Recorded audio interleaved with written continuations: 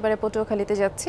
সহকর্মী জাকারিয়া হৃদয় অনেকক্ষণ অপেক্ষা করছেন। হৃদয়, ঝড়ের প্রভাব তো আসলে এখনো আছে, বৃষ্টি বাতাস রয়েছে, এখান থেকে দেখে তাই মনে হচ্ছে। আপনি আমাদেরকে একটু জানাবেন পটুয়াখালীবাসীর যে ভোগান্তির চিত্র, এর পাশাপাশি গতকাল থেকেই তো বেশ কিছু এলাকা বিদ্যুৎ বিচ্ছিন্ন, সেসব এলাকার কি অবস্থা তাও জানতে চাই।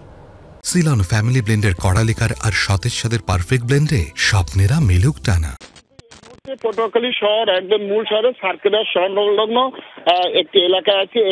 এখানকার যে মানুষ তারা কিন্তু এখন পর্যন্ত কিন্তু পানি বন্দী, প্রায় 48 ঘন্টা যদি হিসাব করি, সেই 48 ঘন্টা ধরে কিন্তু তারা এখনো কিন্তু পানি বন্দী অবস্থা আছে। পটুয়াখালী শহরের 9 নম্বর ওয়ার্ড, যে ওয়ার্ডটি সবচেয়ে বড়, অধিবাসী ভোটার সংখ্যা সবচেয়ে যেখানে বেশি, সেই 9 নম্বর ওয়ার্ডও কিন্তু গতকাল রাত পর্যন্ত পানি বন্দী ছিল। তবে মধ্যরাত মানে ভোর রাত থেকে কিন্তু ভাটার টানে কিছু কিছু এলাকার পানি, শহরের যে নিম্নাঞ্চলের যে পানি, সেই পানি কিন্তু নেমে গেছে। কিন্তু তারপরও বেশ কিছু এলাকার পানি রয়েছে, পানি বন্দী মানুষ আছে। এটি শুধু শহরের চিত্র। ঠিক অনুরূপ ভাবে কিন্তু জেলার অন্যান্য যে নিম্নাঞ্চল, বিশেষ করে গলাচিপা, দশমিনা, কলাপাড়া এবং রাঙ্গাবাড়ি, এইসব এলাকায় কিন্তু এখনো কিন্তু নিম্নাঞ্চলে বেশ কিছু মানুষজন, বেশ কিছু এলাকায় কিন্তু পানি বন্দী অবস্থা রয়েছে।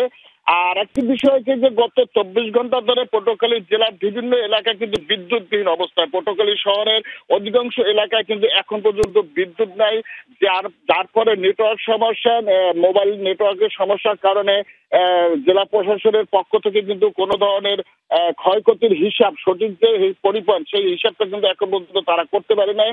শুধুমাত্র 235টি ঘর ক্ষতিগ্রস্ত হয়েছে, সম্পূর্ণ ক্ষতিগ্রস্ত হয়েছে, এবং 3,500 ঘর আংশিক ক্ষতিগ্রস্ত হয়েছে। আর 3 জন মানুষ মারা গেছে গাছ চাপা এবং ঘর চাপা পড়ে। এতটুকুই শুধুমাত্র জেলা প্রশাসনের পক্ষ থেকে বলা হয়েছে। শহরের 2-3টি এলাকায় এখনো বড় বড় বেশ কয়েকটি গাছ বিদ্যুৎ লাইনের উপর পড়ে আছে, সেগুলো তারা কিন্তু এখনো সরিয়ে নিতে পারছে না। তারপরেও যেহেতু এখানকার শহরের অধিকাংশ মানুষ ব্যাটারি চালিত অটোরিকশা নিয়ে জীবিকা নির্বাহ করে, কিন্তু বিদ্যুৎ না থাকার কারণে তারা কিন্তু সেই ধরনের এখন পর্যন্ত করতে পারতেছে না। মানে ব্যাটারিতে চার্জ দিয়ে যে তাদের যে কর্মজীবী, তারা যে কর্ম শুরু করবে, সেটাও কিন্তু তারা এখন পর্যন্ত করতে পারতেছে না।